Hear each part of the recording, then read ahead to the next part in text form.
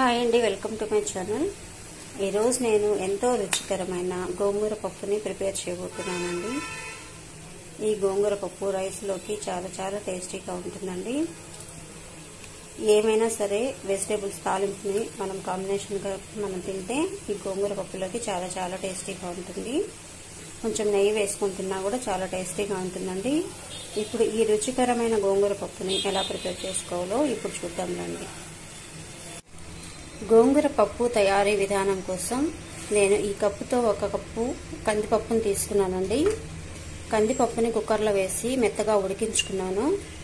ఒక 3-4 విజిల్స్ వచ్చేంత వరకు కందిపప్పుని శుభ్రంగా వాష్ చేసుకొని తగినన్ని వాటర్ వేసుకొని కుక్కర్లో 3-4 విజిల్స్ వచ్చేంత వరకు మెత్తగా ఉడికించుకోవాలి.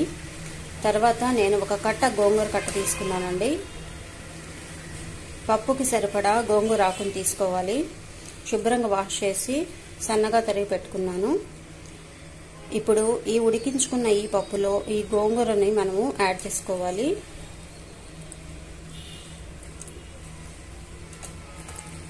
శుభ్రంగా కడిగి తరిగి పెట్టుకున్న ఈ గోంగూరని ఈ పప్పులో యాడ్ చేస్తున్నాను.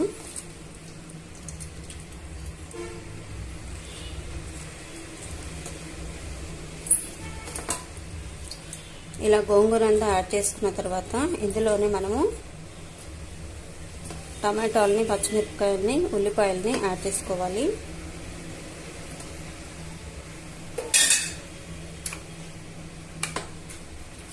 ఇప్పుడు ఇందులోనే పచ్చిమిరపకాయలని యాడ్ చేస్తున్నానండి.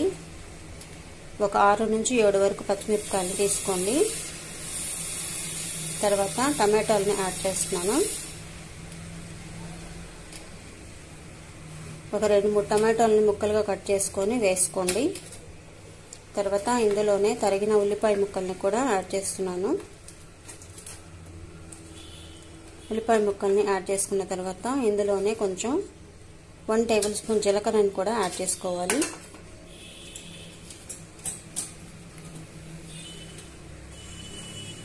జీలకర్రని యాడ్ చేసుకుంటే పప్పు టేస్ట్గా ఉంటుందండి, మంచి ఫ్లేవర్ వస్తుంది.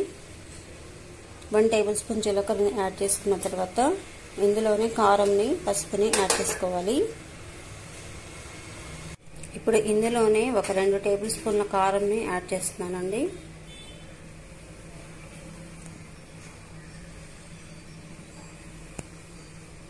రెండు టేబుల్ స్పూన్ల కారంని యాడ్ చేసుకున్న తర్వాత 1 టేబుల్ స్పూన్ పసుపుని యాడ్ చేసుకోండి. ఒక 2 టేబుల్ స్పూన్ల ధనియాల పొడిని కూడా యాడ్ చేసుకోవాలి.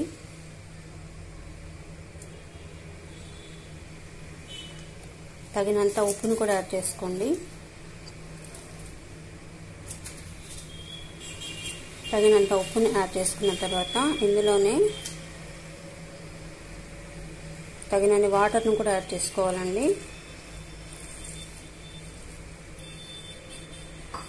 వాటర్ని యాడ్ చేసుకున్న తర్వాత కుక్కర్ మీద మూత పెట్టుకొని ఉడికించుకోవాలి.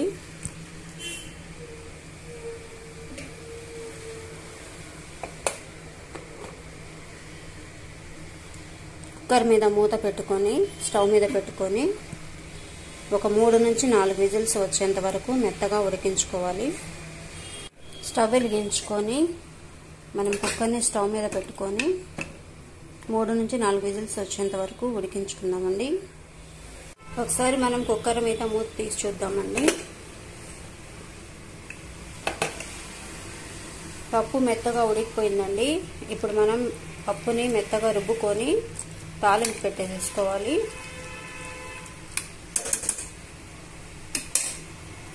ఇప్పుడు పప్పు తాలింపు కోసం మనం స్టవ్ వెలిగించుకొని ప్యాన్ పెట్టుకోవాలండి. తగినంత ఆయిల్ని వేసుకున్న తర్వాత ఇందులోనే మనం తాలింపు గింజలన్నీ యాడ్ చేసుకోవాలి.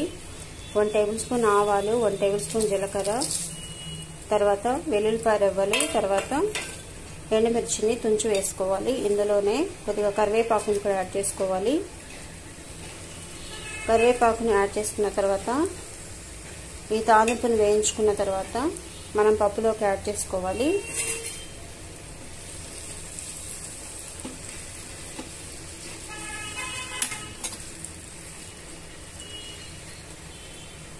స్టవ్ సిమ్లో పెట్టుకొని వేయించుకోవాలండి. ఇప్పుడు మనం ఈ తాలింపుని పప్పులోకి యాడ్ చేసుకుందామండి. ఈ తాలింపుని గోంగూర పప్పులోకి యాడ్ చేసుకోవాలి.